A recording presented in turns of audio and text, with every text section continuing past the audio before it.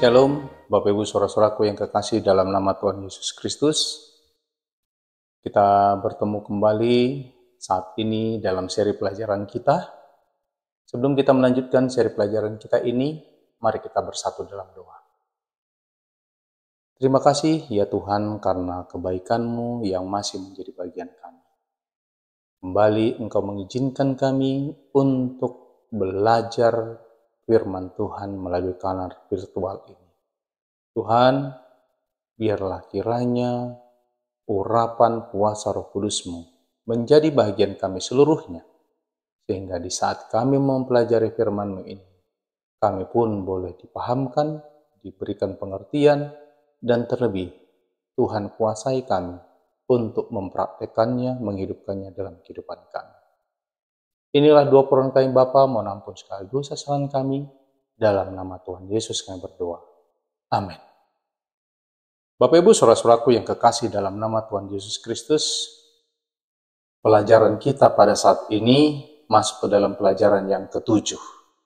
Judulnya adalah kesetiaan tertinggi, yaitu beribadah di zona perang.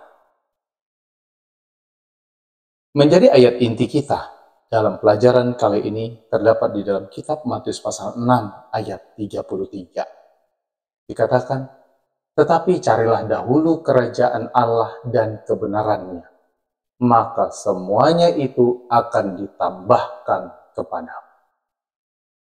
Menjadi fokus dari pelajaran kita pada saat ini Bapak Ibu sekalian, terdapat di dalam kitab Yosua pasal 5 ayat 1-7, Keluaran 12 ayat 6, 1 Korintus 5 ayat 7, Yosua 8 ayat 30-35, lalu Ulangan 8 ayat 11 dan 14, dan Ibrani pasal yang ke-9 ayat yang ke-11 sampai 12. Bapak Ibu saudara-saudaraku yang kekasih dalam nama Tuhan Yesus Kristus. Kita lihat bagaimana tinjauan umum untuk pelajaran kita pada saat ini. Setelah 40 tahun mengembara di padang gurun, Israel, Bapak Ibu sekalian, akhirnya menginjakkan kaki mereka di tanah perjanjian. Tentu saja, ini adalah saat yang menggembirakan, saat mereka menyeberangi sungai Yordan dan melihat janji itu terwujud dalam kehidupan nyata. Namun Bapak Ibu, sejak saat itu mereka berada di wilayah musuh dan tantangan besar menanti di zona perang ini. Jauh di luar kemampuan mereka untuk mengatasinya sendiri. Oleh karena itu Bapak Ibu sekalian, inilah saatnya untuk persiapan. Alih-alih berfokus pada senjata, strategi, tenaga manusia, mereka perlu mempersiapkan hati mereka melalui upacara-upacara yang akan mempertajam persepsi rohani mereka dan mengukur kesetiaan mereka kepada Tuhan, Bapak Ibu sekalian. Saat penaklukan berlangsung, upacara pembaruan perjanjian ini kembali dilakukan sebagai pengingat berkelanjutan akan kebutuhan mereka akan kesiapan rohani. Saat ini, pekan ini Bapak Ibu sekalian, kita akan mengulas peristiwa-peristiwa penting selama penaklukan ketika Yosua memimpin orang Israel untuk kembali menyerahkan diri kepada Tuhan. Bapak Ibu sekalian, peristiwa ini berpusat pada upacara yang merupakan cara yang ampuh untuk menyampaikan tradisi dan nilai-nilai, menciptakan makna, dan mengekspresikan emosi. Dalam setiap upacara Alkitab, Bapak Ibu sekalian, elemen penting lainnya adalah unsur kenabian yang menunjuk kepada Kristus dan realitas yang dibawa oleh Allah. Berikut ini kita akan membahas lebih dalam tentang upacara sunat dan Paskah yang dilakukan oleh bangsa Israel tepat setelah menyeberang Sungai Yordan dan pembangunan mezbah dalam konteks pembaruan perjanjian dalam kitab Yosua. Saat kita mengulas upacara-upacara ini, Bapak Ibu sekalian, kita dapat merenungkan signifikansinya di masa lalu dan relevansinya bagi mereka yang hidup di ambang Kanaan surga. Bapak Ibu saudara-saudaraku yang kekasih dalam nama Tuhan Yesus Kristus, kita melihat tentang komentar dari pelajaran kita kali ini. Topik yang pertama yaitu kekuatan upacara. Bapak Ibu sekalian, upacara memainkan peran penting dalam menandai peristiwa-peristiwa penting dalam hidup, bahkan di zaman modern. Upacara hadir di sepanjang kehidupan seseorang. Ini mencakup konteks keluarga, sekolah, pekerjaan, dan bahkan agama. Bukanlah suatu kebetulan Bapak Ibu sekalian bahwa Tuhan menggunakan kekuatan upacara ini untuk menyampaikan aspek-aspek penting dari rencananya kepada manusia.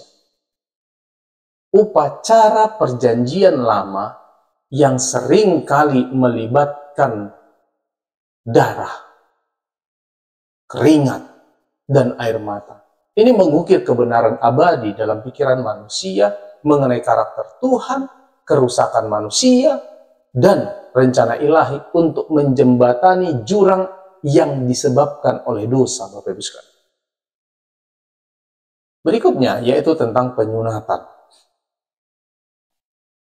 Dalam konteks Yosua, Bapak Ibu, upacara sunat ini berfungsi sebagai pengingat bagi Israel akan identitas sejatinya dalam komunitas perjanjian.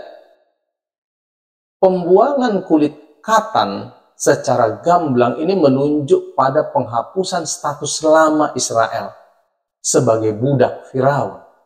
Ini merupakan aib Mesir. Sekarang Bapak Ibu sekalian, mereka memiliki pilihan untuk melayani Yahweh yang memanggil mereka untuk berkomitmen penuh. Sunat laki-laki yang melibatkan pembuangan kulit katan melalui pembedahan telah dipraktikkan setidaknya sejak milenium ketiga oleh berbagai masyarakat. Dalam masyarakat ini, upacara tersebut Bapak Ibu sekalian akan menandai transisi penting seperti awal kedewasaan atau pernikahan tanpa makna religius itu sendiri. Namun Bapak Ibu sekalian, dalam perjanjian lama, dalam perjanjian Allah dengan Abraham, sunat ini ditetapkan sebagai tanda komitmen dan identitas. Bahkan Bapak Ibu sekalian, orang bukan Israel dapat menjalani sunat untuk menandakan status baru mereka sebagai bagian dari keturunan Abraham. Kejadian pasal 34 ayat 15 sampai 24, lalu kitab Keluaran pasal 12 ayat 48. Bapak Ibu saudara-saudaraku yang kekasih, dari sudut pandang perjanjian baru, sunat adalah tanda pemisahan yang dikaitkan dengan identitas Yahudi yang tidak lagi mengikat bagi orang Kristen dalam ciptaan baru yang diresmikan oleh Yesus. Galatia 6 ayat 15, Kolose 2 ayat 11 sampai 13, Kisah Para Rasul pasal yang ke-15. Akan tetapi Bapak Ibu sekalian, seruan Paulus untuk menyunat hati bukanlah inovasi Kristen. Dalam konteks aslinya, tanda sunat secara fisik seharusnya hanya merupakan indikasi eksternal dari watak batin. Kitab Ulangan pasal 30 ayat yang ke-6. Saudara-saudara sekalian, pandangan ini juga ditegaskan kembali oleh para nabi, seperti Yeremia yang mengimbau penduduk Yerusalem, sunatlah dirimu bagi Tuhan dan jauhkanlah kulit katan hatimu. Ini kita bisa lihat dalam Yeremia 4 ayat yang keempat, lalu kita bandingkan dengan kitab Yeremia 9 ayat 25 dan 26. Dengan demikian Bapak Ibu sekalian, Perjanjian Lama telah membayangkan dimensi metaforis dan etis dari upacara tersebut. Ketika dilepaskan dari sikap yang benar, gagasan bahwa tidak bersunat tidak penting, 1 Korintus 7 ayat 19 sudah benar dalam Perjanjian Lama. Dewasa ini, umat masih Advent hari ke-7, seperti halnya umat Kristen lainnya, memahami baptisan sebagai simbol, secara kiasan, mengambil bagian dalam kematian, penguburan, dan kebangkitan Kristus, dan juga simbol menjadi bagian dari umat perjanjian baru Allah, bukan sunat. Kolose 2 ayat 11 sampai 12. Catatan dari John C. Peckham dalam bukunya God with Us, An Introduction to Adventist Theology, Berlin Spring, MI, Andrews University Press, Biblical Research Institute, tahun 2023, halaman 595 sampai 596. Akan tetapi Bapak Ibu sekalian, orang dapat mempertanyakan alasan perubahan tersebut. Praktik sunat ini berkaitan erat dengan kedatangan Mesias yang dijanjikan, yang akan muncul dari benih Abraham.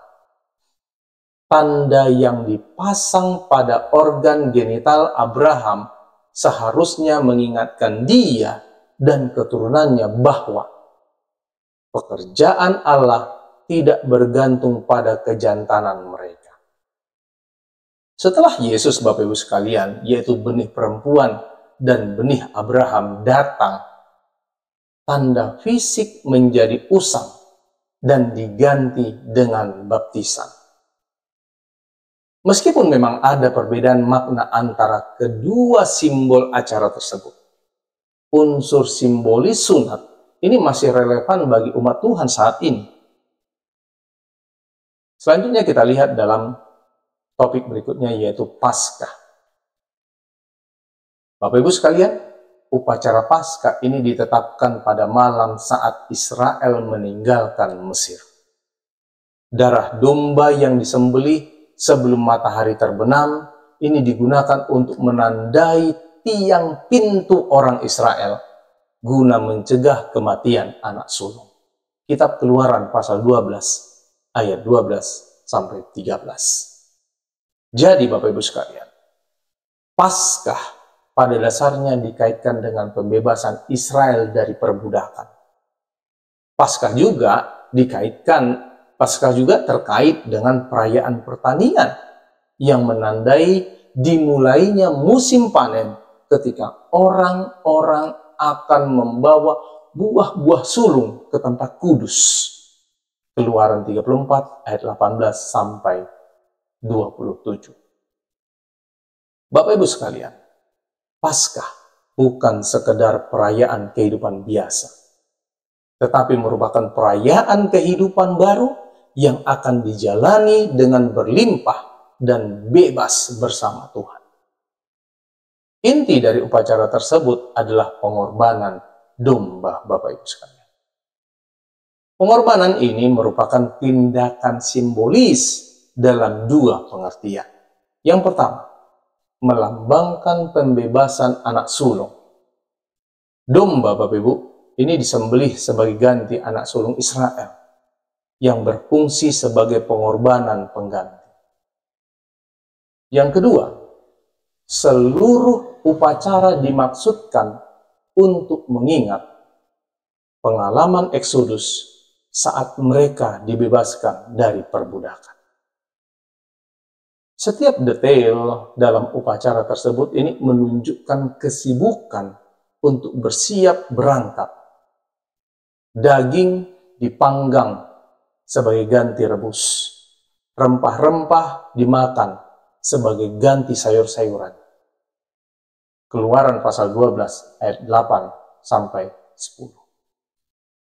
Bapak Ibu sekalian, pakaian dikenakan sebagai persiapan untuk berangkat kapan saja dan makanan dimakan dengan tergesa-gesa. Keluaran pasal 12 ayat 11.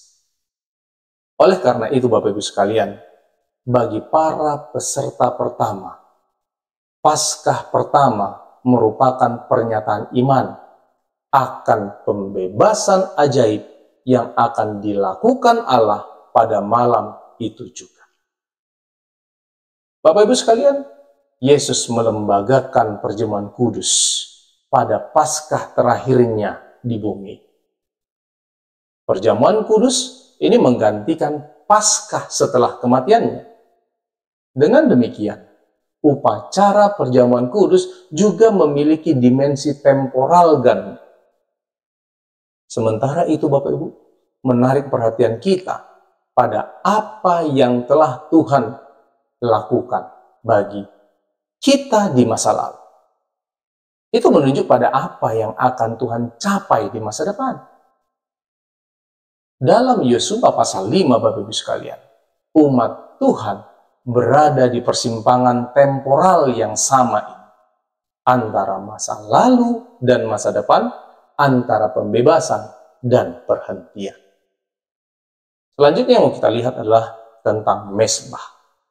Bapak Ibu sekalian, mezbah merupakan bagian penting dari sistem upacara dalam perjanjian lama dan tentunya memainkan peran penting dalam kehidupan peribadatan selama masa patriarkat. Meskipun penyebutan pertama tentang mezbah hanya muncul dalam Kejadian 8 ayat 20, ini pengorbanan pertama tersirat dalam penyediaan kulit binatang untuk Adam dan Hawa. Kejadian 3 ayat 21. Seperti sunat, pengorbanan adalah praktek yang tidak terbatas pada Israel. Memang pengorbanan adalah norma dalam agama dunia kuno, Bapak Ibu sekalian. Namun, di Israel, pengorbanan tidak dimaksudkan untuk memberi makan, menyenangkan, atau menenangkan dewa yang marah. Sebaliknya, Bapak Ibu sekalian, pengorbanan dipandang sebagai penyediaan belas kasihan Allah bagi manusia untuk menebus dosa dan membawa ciptaannya kembali kepadanya.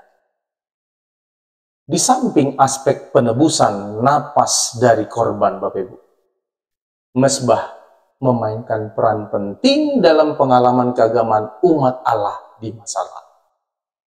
Sebagai tindakan penyembahan, mezbah dibangun untuk menandai awal yang baru.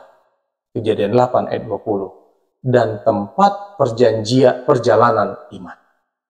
Kejadian 12 ayat 7 dan Kejadian 13 ayat 18. Bapak Ibu sekalian, mezbah juga digunakan untuk doa syafaat.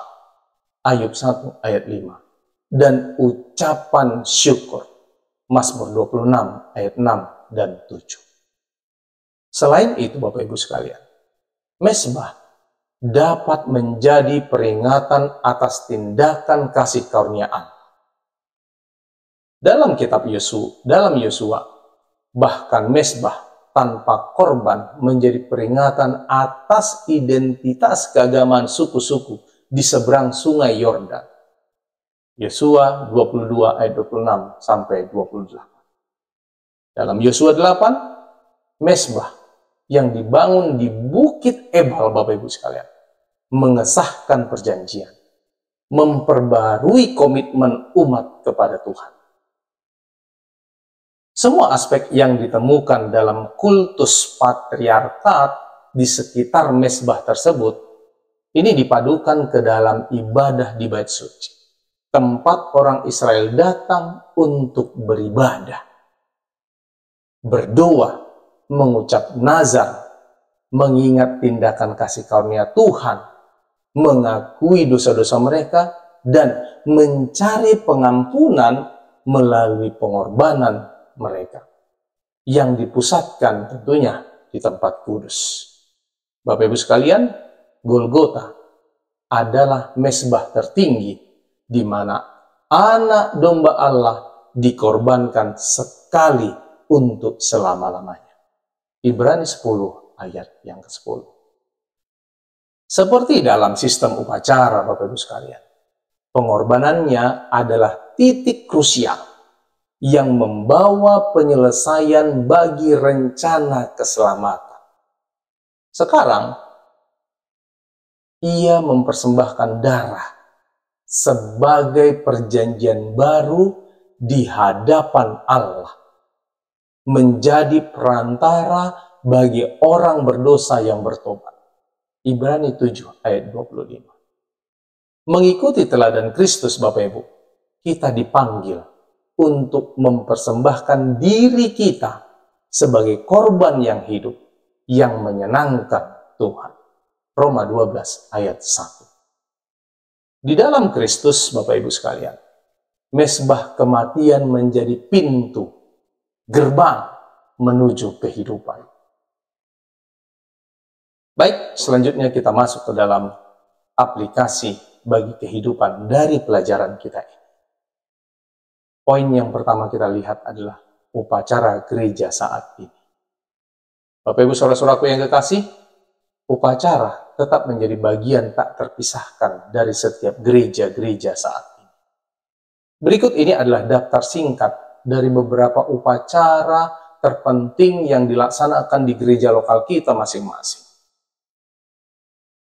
Renungkan bagaimana masing-masing praktek ini secara pribadi mempengaruhi perjalanan rohani kita, seperti baptisan, perjamuan kudus, pernikahan, dan pemakaman.